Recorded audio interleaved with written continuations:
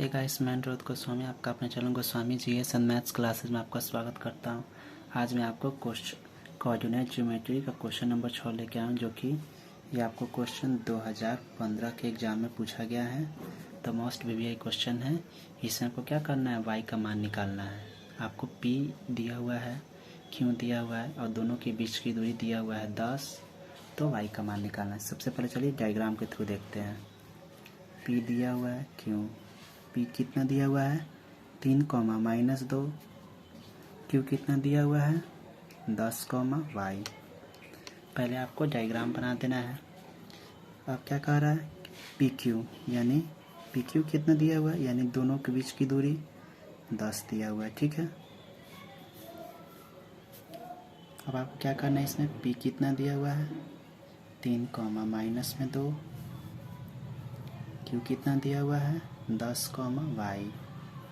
अब आपको क्या करना है, x1 निकालना है। x1 ये होता है, यानी x1 का मान कितना दिया हुआ है 3। y1 कितना दिया हुआ है -2। x2 कितना दिया हुआ है 10। y2 कितना दिया हुआ है y, जो कि आपको इसी y का मान आपको निकालना है। तो हमने आपको बताया था, अगर आपको दूरी ही तो पूछ रहा है हमको, तो क्या करना है, हमको दूरी फार्मूला का यूज करना है। तो पी क्यू बराबर क्या हो जाएगा, x2 माइनस x1 का whole square plus y2 minus y1 का होल स्क्वायर। ठीक है, x2 कितना दिया हुआ है, x2 दिया हुआ है हमारा, x2 दिया हुआ है 10 माइनस x1 कितना दिया हुआ है 3।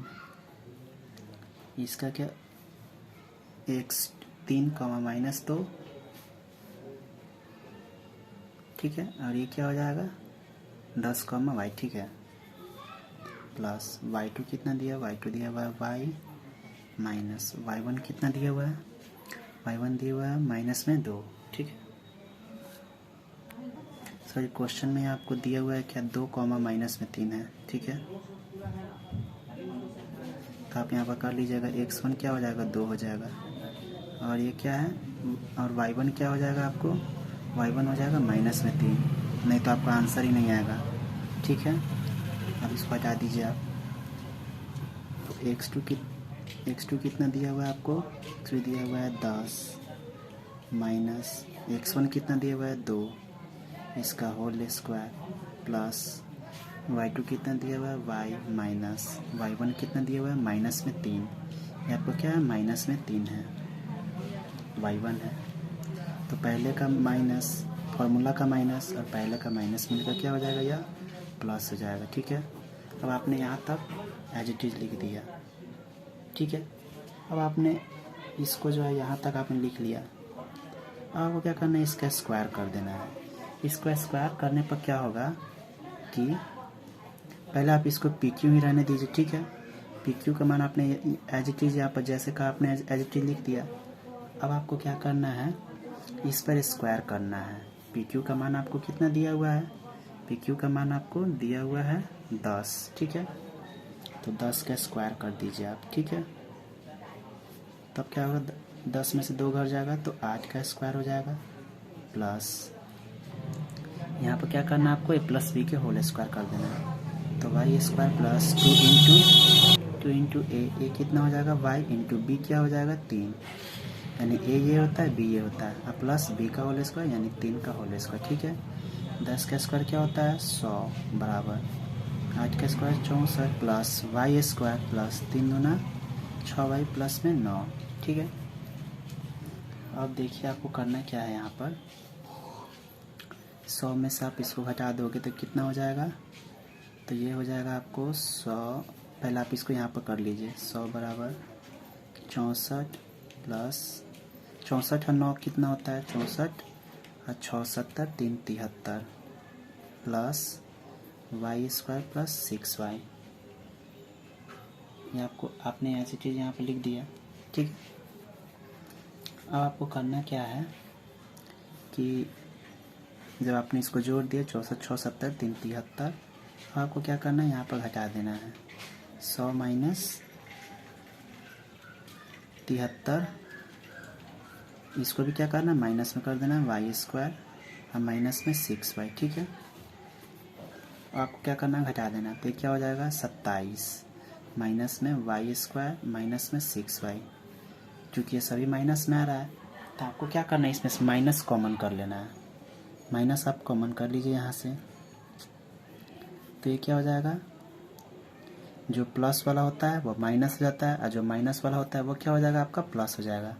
तो जब आपने माइनस कॉमन किया तो ये क्या हो जाएगा आपको वाई स्क्वायर प्लस, ये क्या हो जाएगा प्लस में 6y, ये क्या है प्लस में 27 है तो ये क्या हो जाएगा माइनस में 27 बराबर में 0।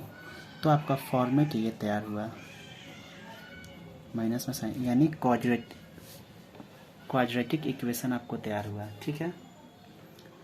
अब आपको क्या करना है, इसको क्वाड्रेटिक इक्वेशन को क्या करना है, सॉल्व करना है। अब देखिए वाई स्क्वायर है प्लस 27 वाई स्क्वायर लाना है, वो भी निगेटिव में। तो क्या करेंगे 9 या 27, यानी प्लस में हम 9 ले लेते हैं क्योंकि, और माइनस में 3 ले लेते हैं, माइनस 27। तभी ना 9 में से 3 घटाएंगे तो प्लस में 6 आएगा और ये माइनस में 27। अब देखिए इसमें क्या करना है, y कॉमन कर लेते हैं तो y प्लस में 9 माइनस में 3 कॉमन कर लेते हैं तो y प्लस में 9, ठीक है। y प्लस 9 बराबर 0, तो y बराबर क्या हो जाएगा माइनस में 9, ठीक है। y माइनस 3 बराबर 0, तो y का मान 3। तो इसमें आपको जो है y का मान आपको 2 निकला, एक निकला क्या माइनस में 9, एक निकला 3, क्योंकि यहीं आपको क्या करना था, निकालना था। चूँकि y का मान हम नेगेटिव में नहीं लेते हैं तो 3 हमारा क्या हो जाएगा, 3 हमारा आंसर हो जाएगा। यानी आपने क्वेश्चन में क्या देखा कि x2 का मान आपको दिया था 10, x1 का दिया हुआ था आपको 2, तो इसका आपने एज इट इज करके इसका स्क्वायर कर दिया।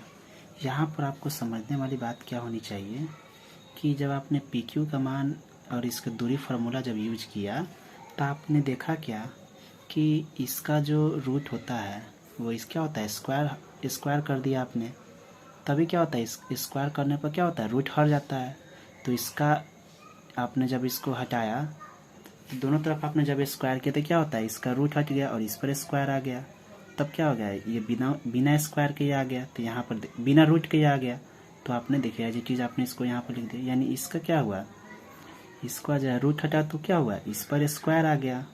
तब देखिए प्रोसेस ये है। बाकी आपको क्वाड्रेटिक इक्वेशन को सॉल्व करना था। तो मिलते हैं आपसे नेक्स्ट वीडियो में। यहीं आपको बात समझना था यहाँ पर, बाकी इसमें कुछ नहीं है।